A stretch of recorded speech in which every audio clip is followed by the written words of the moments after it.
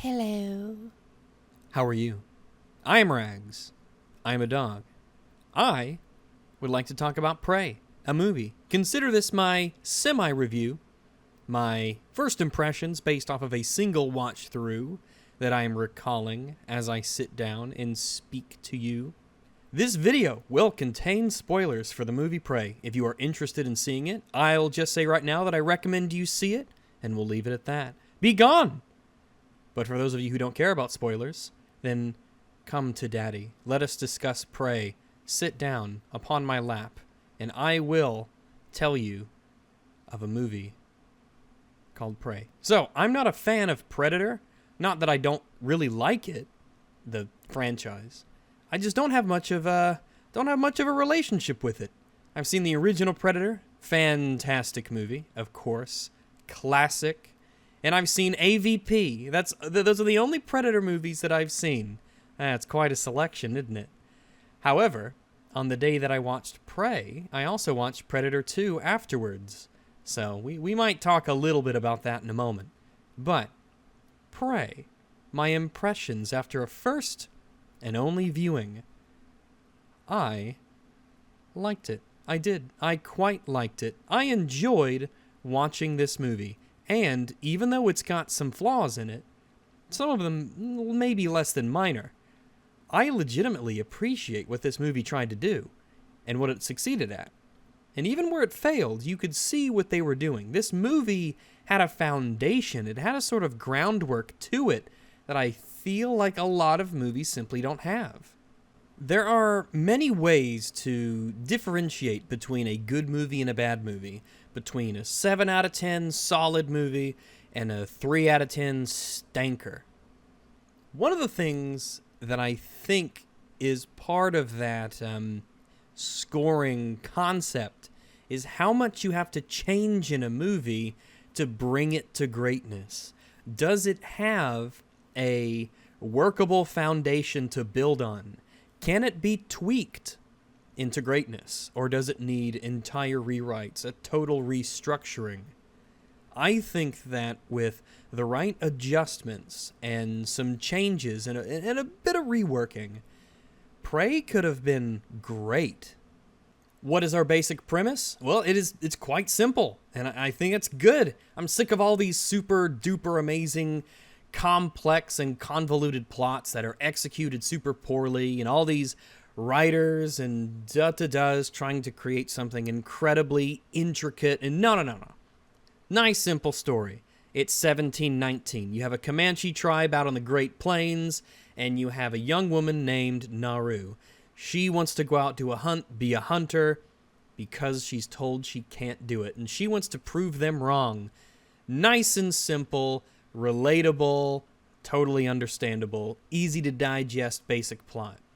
It's really nice, honestly, to have a movie that has a really nice, basic, easy to understand plot that doesn't try to get tangled up in all of these different threads that it's weaving with this big cast of characters and these complex interactions and all this world building, all sorts of... calm down. A simple story, executed well, is far better than a mega complex tale that you're executing terribly, okay? And I think one of the things that this movie shows is you don't have to get complicated with a story about Predator. What is Predator? Well, he's an alien, and he hunts people.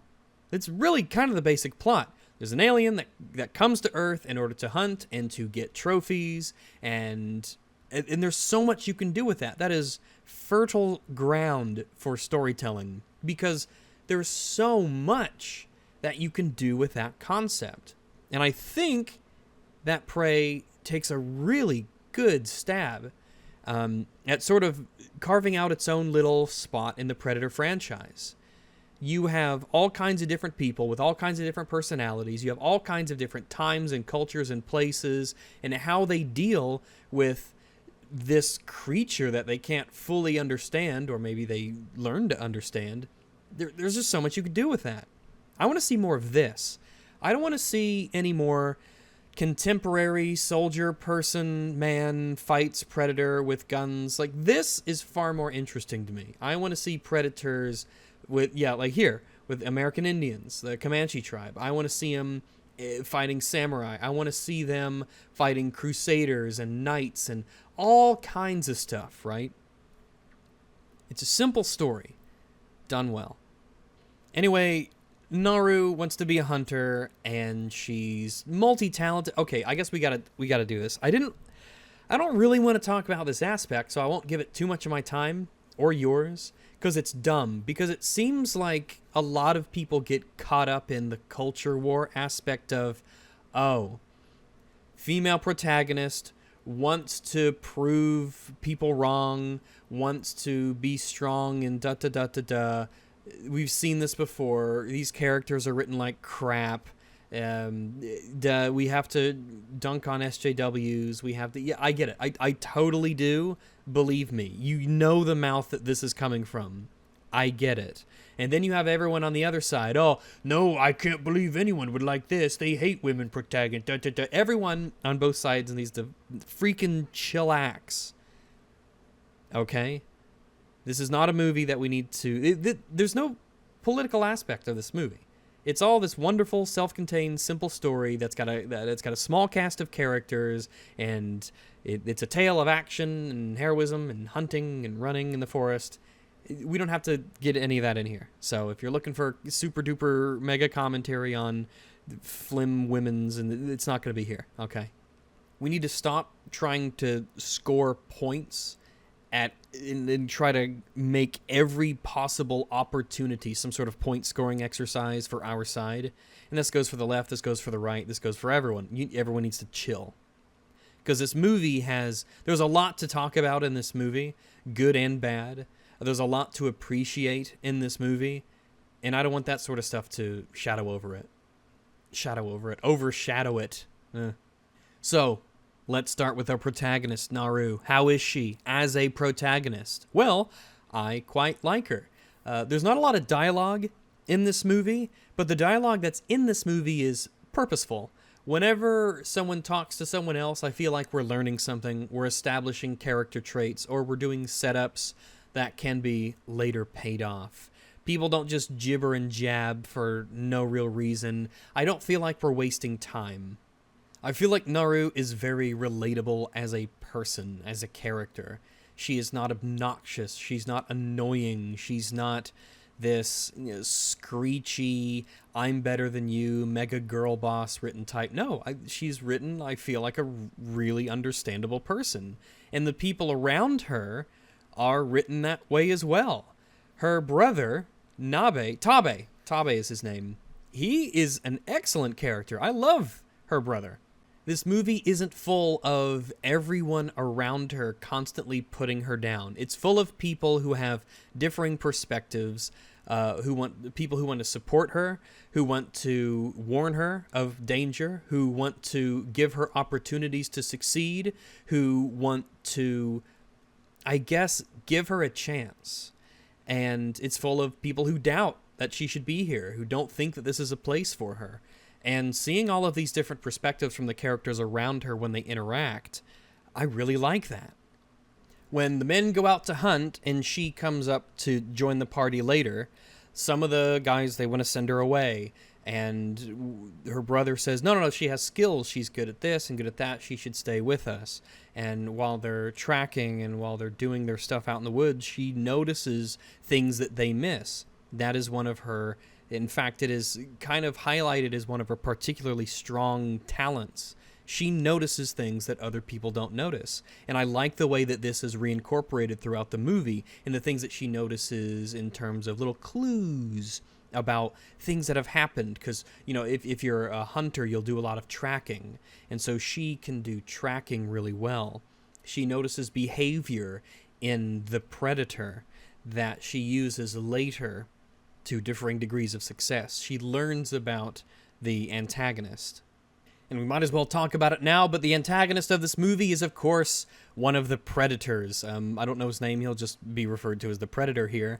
But I think, well, first off, I guess this is contentious because I've seen some back and forth on this. I think the Predator looks fantastic.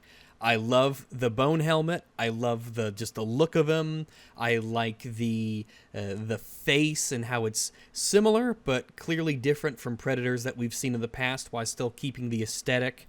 I, for the most part, like a lot of his behaviors. The film does a decent job in setting up that this creature is here to fight against and claim trophies from skilled hunters, from combatants, from I guess you could say predators.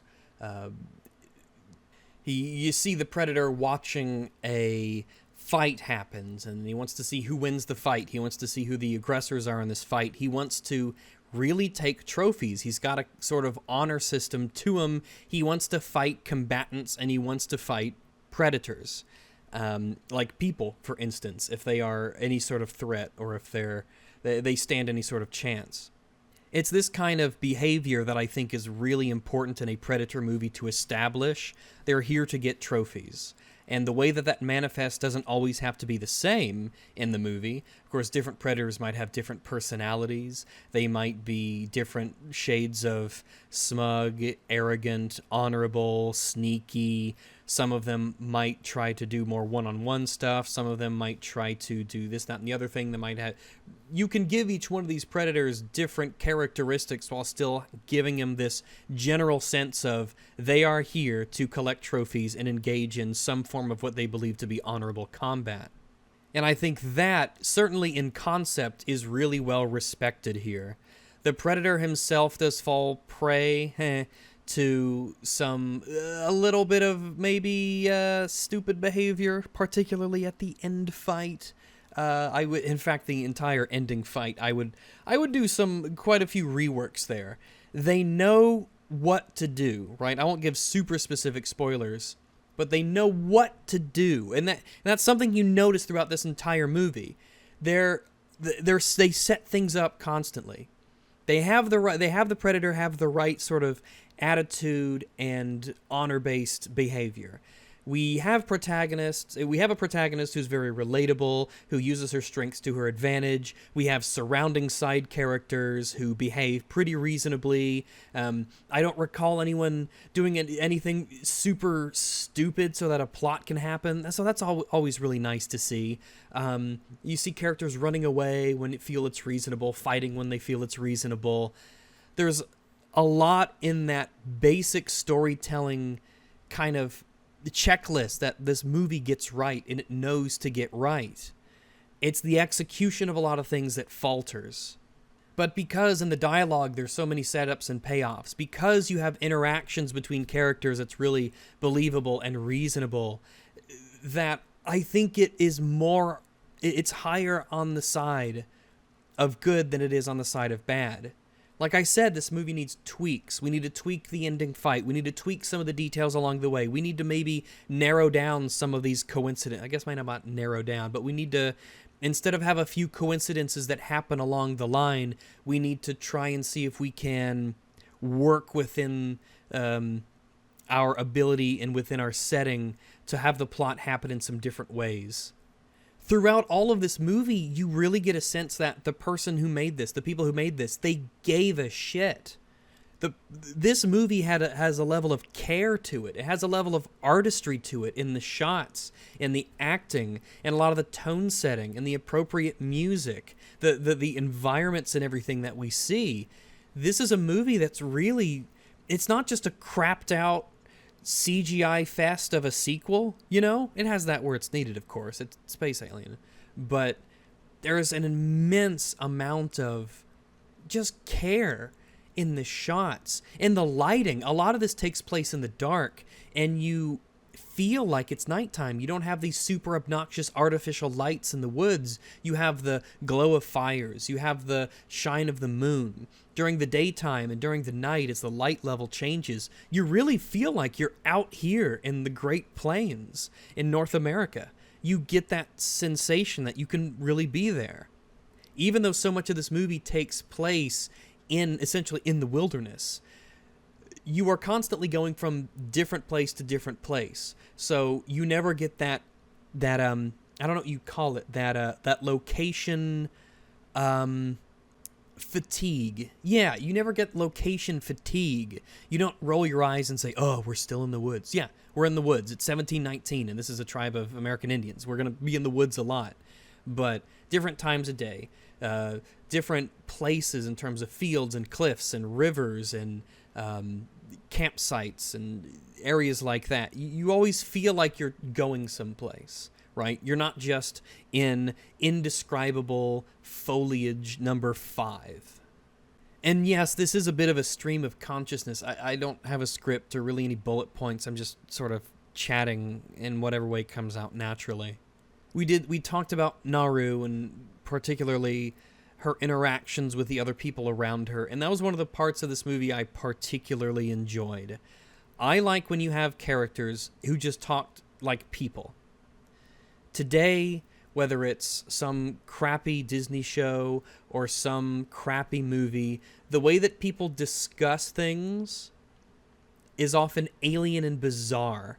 Like the people who write movies a lot of the times, they don't know how human beings just communicate with each other. And while this isn't a dialogue-heavy movie, when conversations do happen, they happen with a sense of purpose. Someone tells someone what to do. Someone offers their opinion. Someone does something. It's very not artificially short, but everything seems to be purposeful. There's a problem.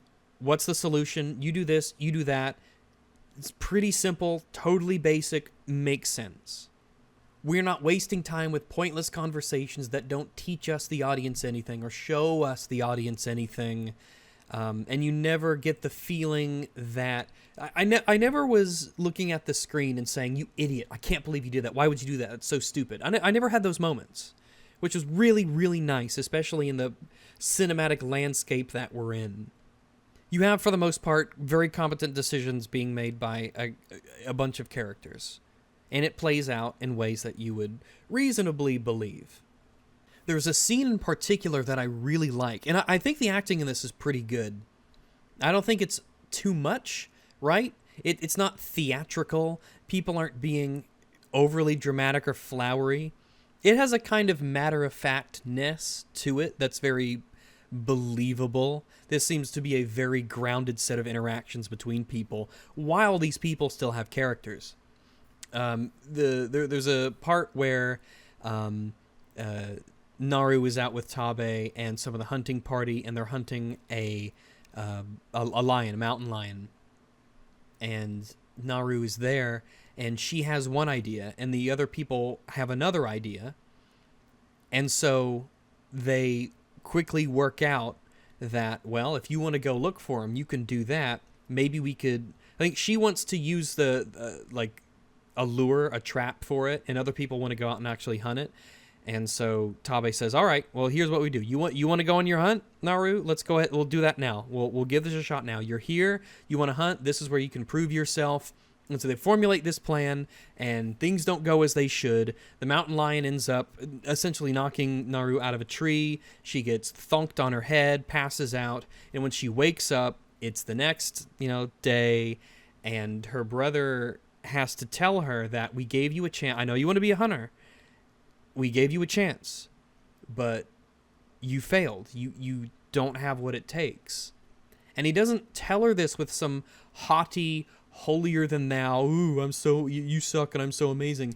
He says this with this sort of sadness in his voice, like he doesn't want to tell her this because he knows how important it is to her, but he also understands that this is a very dangerous thing that she wants to do, and the reality is we gave you a chance, you were not able to do it, and you could be killed, and so you're done. And I really, really like that. You could see it in his eyes and the way that his voice had its inflection. I was really impressed with the acting. It helps really put you in the moments. And you feel bad for the characters. Kind of all of them. You feel like they're just normal people. They're not some caricature of some action hero. They're not some crazy, almost cartoonish personality, but they're all just real and normal, but not in a boring way.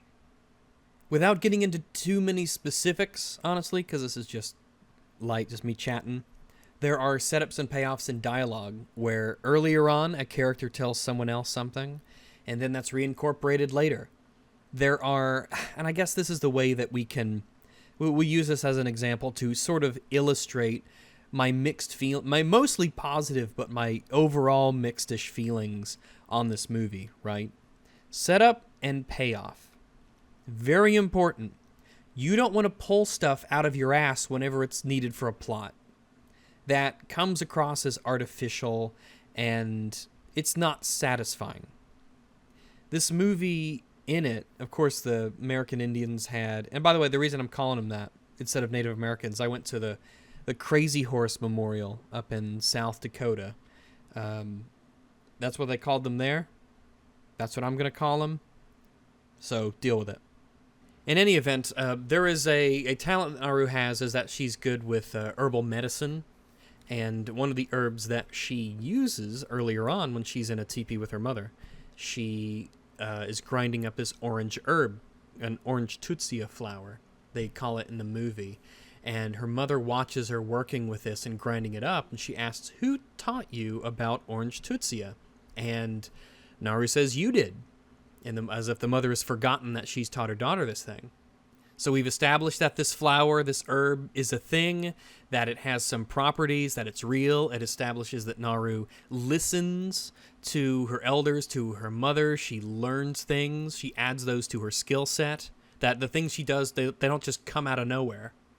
Later on, we see this herb being used on an injured hunter, and it makes him very, very cold as a result of its healing process. And so we learn what the flower does. Later on, this herb is used again. And so when its cooling effects on the body become important to the plot, we know and we could sort of predict that this might be used because it has been set up. It's nothing intricate. It's nothing super complex. It's just these sort of basic setups and payoffs that really kind of litter this movie. Things don't often just come out of nowhere. Whenever Naru does something, as she learns the way that the Predator's weapons work, as she learns about the Predator's behavior, as we are introduced to details and elements of the world, there is a part of you that expects those things to be used again. And by the end of this movie, I had a great deal of satisfaction in knowing that even if some of this stuff was executed poorly in certain places, that it was at least set up. When Naru needs to, what would a good example? I guess the orange tutsia flower is a pretty good example in the sense of, well, can a flower cool down a human body so much that they would maybe, I don't know, say be very difficult to see or appear as if they were a corpse to heat vision, right? I don't know. I'm no doctor, all right? I highly doubt it. I imagine if you got that cold, your body would be in serious medical trouble. However, they do set that up as being a rule of this plant and what it does. So, you see where I'm at? Do you see where I'm getting at? The way that she defeats the Predator in the end, it has the same issue. She notices mechanics about how the Predator works, how his equipment functions, and she uses this against the Predator. The way that happens, is it pretty far-fetched? Does it rely on some really, really pinpoint maneuvering that she couldn't have known beforehand? Yeah, it does. There are certainly problems with it, but we saw those step-by-step observations that she makes about the Predator's gear that she learns. She doesn't just come up with it out of nowhere, right? She learns this stuff in her interactions and her observations of the Predator. For the most part, these are the things that lower this down, that take numbers off of the out of 10 rating that I will very tentatively give it by the end of this video here. But there are other things that I would change. And one of those things is that for the first probably 30, 40 minutes of this movie, I feel like the movie really just can't help itself, it seems, in showing the Predator. I envision an alternate world where I went into this movie and everybody went into this movie having no clue that this was a Predator movie in the Predator franchise, and then we learn it at a particular point. I think this movie, if I was going to re-edit it and show it to people, I would just cut out entire scenes that just have the Predator, that just have the Predator ship, that just have the Predator sort of doing some silly things where he kills a snake.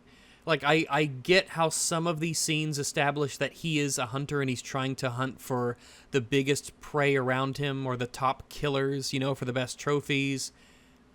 But I think that they go too far in establishing that. I think there are better ways to teach that to the audience, and I think that the ideal way to do that is to have us learning alongside our protagonist. We should discover the Predator's weapons, his behavior, and his system, his honor system, quote unquote, alongside of Naru as she's watching this and seeing it. Now, by the end, you go, oh yeah, of course he doesn't kill that person because he has a code, or oh, he wouldn't be interested in that because it's not a da-da-da. Like, we get it by the end. But we want to talk about good reveals, right? The revelation of what this creature is, even though we as an audience, in the meta, we know it's the Predator, I think it would be much more satisfying if we were very sparing. If it was almost like a detective story, right? Almost like a murder mystery. Because this film has those elements in it. Again, it's got those elements in it, but it doesn't do a good enough job with them to achieve like a great movie status. We see how she notices, well, what has the power to kill and this creature? What leaves footprints like this? Why would it kill this? And things of that nature, right? She notices details about what the Predator does, and she's quizzical and she's puzzled. She doesn't understand what kind of a beast would do this. It's totally unknown to her. And I think that really playing a lot harder into the mystery, almost like there's a strange creature in the woods and we see the aftermath, the claw marks on the trees and maybe parts of the bodies after kills, and piecing it together and seeing how the characters deal with that sort of mystery. I think that would be far better than what we got. Because some of the shots are really just, like, ooh, look, it's the Predator, look at him. I mean, especially when you put so much work and effort into making the human characters in this movie quite enjoyable to watch, even if they're not doing anything particularly incredible in the moment, just their short conversations or watching them do what they do. I'm not particularly fond of gore in movies. It's hard to describe where my line is on that sort of thing in terms of I think it's awesome or I think that it's too much. Part of that, well, I won't get into personal reasons, but I liked that this film, as violent as it didn't seem juvenile and in your face and overly grandiose with the violence.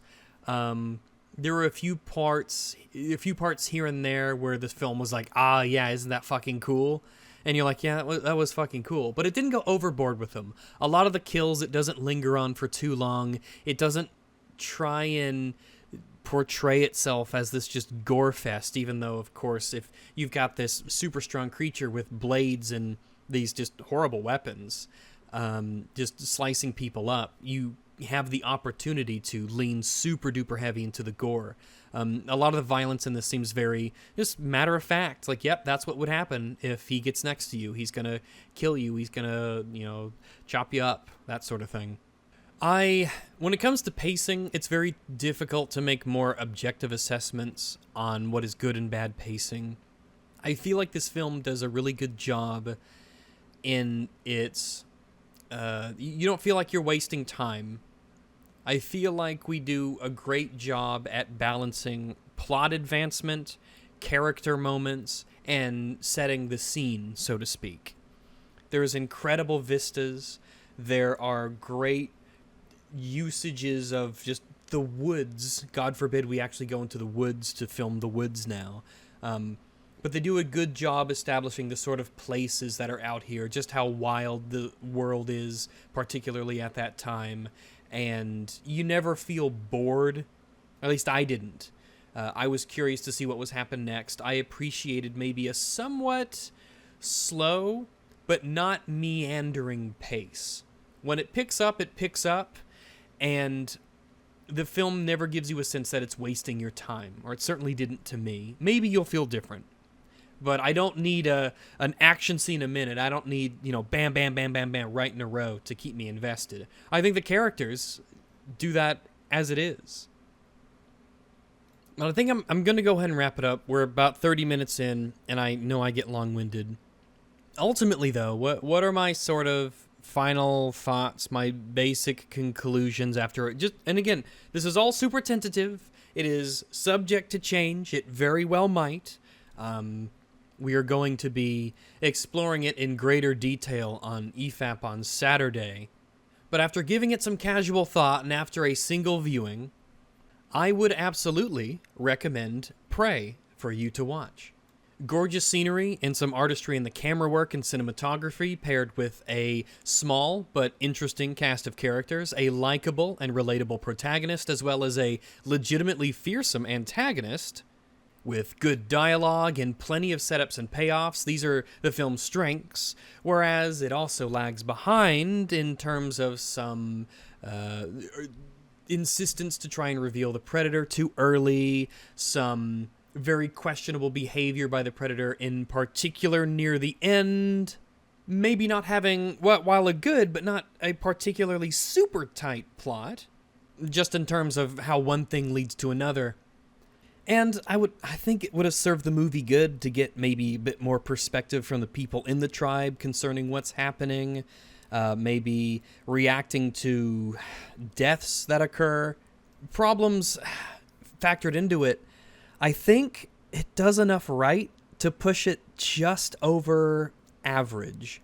So I think I would give Prey a 6 out of 10. Just above average.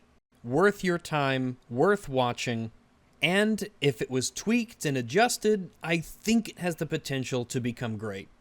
I'm extremely glad that this movie exists. I'm glad that we got it. I'm glad that we've got people who want to make these stories about Predator.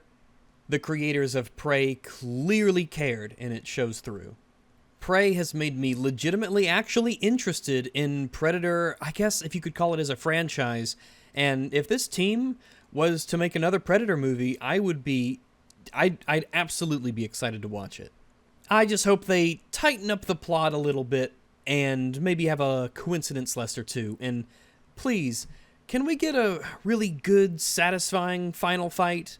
Because the one in Prey was... In any event, those are my thoughts. Let me know what you think. We'll be talking about it in depth on EFAP. Maybe I'll come away with a different number. Maybe I'll have my mind changed. Who knows? But I hope that at least these thoughts were worth considering. So, until we meet again, ciao, goodbye, see you, toodaloo.